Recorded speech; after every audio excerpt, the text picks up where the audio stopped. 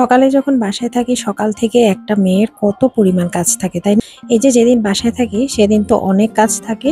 আর এই হচ্ছে কোলবালিশের কাভারগুলো আমি নতুন কিনেছিলাম, তাই এগুলো একটু খাটে বিছিয়ে দিলাম। দেখলাম যে বিছানা লাগানোর পর কেমন লাগছে, দেখে অনেক ভালো লাগছে। কারণ হাতের কাজের কাজ সবসময় আমার অনেক ভালো লাগে।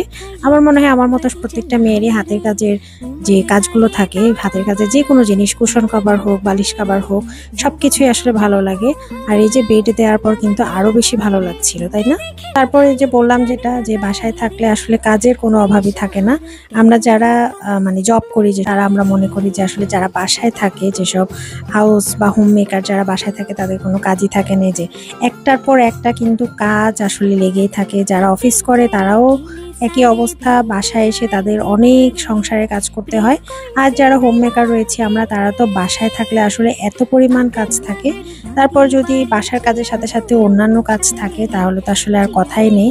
তো এই তো সবগুলো কাপড় একবারে ক্লিন করতে দিয়ে দিলাম ওয়াশিং মেশিনে। তারপরে রান্নাঘরে, মানে যেখানে আসলে আমি খাবার দাবারটা আসলে রান্না করে রাখি, সেই স্পেসটা খুব ভালোভাবে আমি প্রত্যেকটা দিন ক্লিন করার চেষ্টা করি। মানে যত ব্যস্ততায় থাকুক না কেন, এই মানে কর্নারটা আমার একদম রেগুলার ক্লিন করতে হয়। রাখার এই কাউন্টারটা পরিষ্কার না করলে সবসময় আমার কাছে মনে হয় তেল চিটচিটে একটা ভাব থাকে। আর এখানে যদি ক্লিন না করে আসলে মশা মাছি, তারপরে তেলাপোকা সবকিছুই আসলে এখানে বাসা বাঁধে। তো এই জিনিসটা ক্লিন রাখলে কি হয়, আমার কাছে আসলে রান্না করতে অনেক বেশি ফ্রেশ লাগে। এই জন্য এই যে একটা মানে ভেজা কাপড় দিয়ে, মোটা একটা কাপড় দিয়ে আমি এই জায়গাটা অলওয়েজ ক্লিন করি। আর তেল চিটে যে ভাবটা থাকে সেটাও আসলে চলে যায়। আর যদি আমি মাঝে মাঝে ডিপ ক্লিন করি, সেক্ষেত্রে আমি হুইল পাউডার রয়েছে সেটার পানি দিয়ে আমি পুরো পাকঘরটাকে, মানে একদম পুরো কিচেনটাকে আমি কিন্তু রান্নাঘরটাকে একদম ক্লিন করে ফেলি। তাহলে দেখা যায় যে একবার ডিপ ক্লিন করলে আর রেগুলার এভাবে মুছে মুছে রাখলে জায়গাটা অনেক বেশি পরিষ্কার থাকে। এরপরে চলে আসলাম এই যে রান্না করতে। আর এখানে জালি কুমড়াটা ছিলে নিয়েছি। এই জালি কুমড়াটা আজকে ভাজি করব। তো এই জন্য প্রথমে ছিলে ভালো করে ধুয়ে নেব। কারণ কাটার পরে ধুলে আসলে কি হয়, জালি কুমড়া থেকে অনেক বেশি পানি বের হয়, এমনিতেই অনেক পানি থাকে। তারপরে যে আমি আজকে দিয়ে গ্রেডিং করে নিচ্ছি। গ্রেডারটা দিয়ে গ্রেডিং মানে একদম চিকন চিকন করে যে ভাজিটা হয় সেটা করব আজকে। এটা খেতে বেশ ভালোই লাগে। আর জালি কুমড়াটা আমার কাছে মনে হয় যে বেশি চিকন চিকন করে, বেশি কুচি কুচি করলে বেশি ভালো লাগে। একটু মোটা মোটা করলে কেমন যেন পানসা পানসা মনে হয় আমার কাছে। আর কারা কারা কিন্তু এইভাবে গ্রেডার দিয়ে গ্রেডিং করে খেয়েছো ভাজিটা, মানে করো, তারা অবশ্যই কমেন্ট করে জানাবে। আমি কিন্তু প্রায় সময় এরকম করে করি, আমার কাছে খেতে বেশ ভালোই লাগে। আর যখন মোটা করে করি সেটা চিংড়ি মাছ দিয়ে করি, সেটাও ভালো লাগে খেতে। আর এই যে ক্লিনিং এর কাজ চলছে, খালা তো চলে আসছে, সে তার মতো করে কাজ করেই যাচ্ছে। আর আমি আমার কাজগুলো এদিকে করছিলাম। তারপরে এই যে আমার কুমড়োর যে কাটারটা সেটা কিন্তু শেষ। আর এখন মাছটাও নিয়ে নিলাম, যা যা রান্না করব আজকে। মাছটা ভুনা করব, আর চাল কুমড়োটা ভাজি করব। তো আজকে এই দুটোই রান্না করব। আর এই যে এখানে ভাতটাও বসিয়ে দিয়েছি কিন্তু।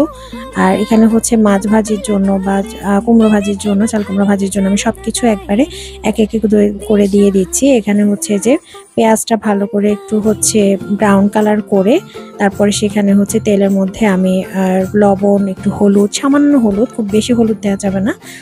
হলুদ দিলে আসলে কালারটা একটু কেমন যেন হয়ে যায়।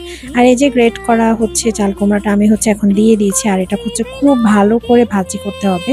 চুলার আঁচটা একটু কমিয়ে দিব এখন, যেহেতু একটু হাই হিটে রেখেছি। এরপর কিন্তু একদম লো হিটে এটাকে আস্তে আস্তে করে ভাজি করতে হবে। যত বেশি আস্তে আস্তে ভাজি করবে ততই কিন্তু কালারটা দেখতে ভালো আসবে। আর এই যে এখানে দেখো কালারটা কিন্তু অনেক বেশি সুন্দর আসছে, তাই না? কালার দেখিয়ে বোঝা যাচ্ছে যে এটা খেতে কত বেশি মজাদার হয়েছে। আর এইভাবে করে খেয়ে তোমরা কারা কারা খাও তা তো জানাবে। আর যারা খাওনি তারা অবশ্যই একবার হলো ট্রাই করবে।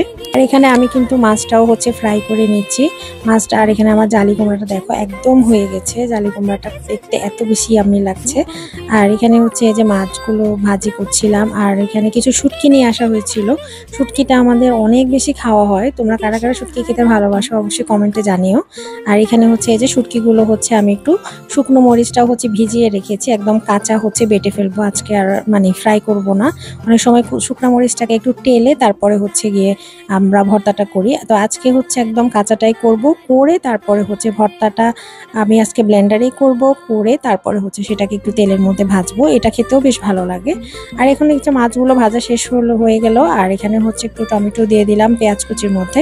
তারপর হচ্ছে লবণ দিয়ে এটাকে খুব ভালো করে হচ্ছে কষাতে হবে।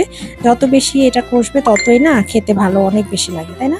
আমার কাছে তো এরকমই আসলে ভালো লাগে, আমার ফ্যামিলির সবাই এরকমই পছন্দ করে। তো এরপরে হচ্ছে হলুদ গুঁড়ো, তারপরে হচ্ছে মরিচ গুঁড়ো, এগুলো হচ্ছে এক এক করে দিয়ে দিলাম, যেটা হচ্ছে আসলে বেসিক্যালি মশলা দিতে হয় সেরকম আর কি। এরপরে হচ্ছে একটু রসুন বাটা দিয়েছি। আমি নর্মালি হচ্ছে রসুন বাটাটা মাছে দেই না, কিন্তু আজকে একটু ট্রাই করলাম যে একটু দেখি কেমন হয়, দেখলাম খেতে খুব ভালোই হয়েছে। আর এরপরে হচ্ছে লাস্টে হচ্ছে একটু জিরার গুঁড়া দিয়ে দিয়েছি।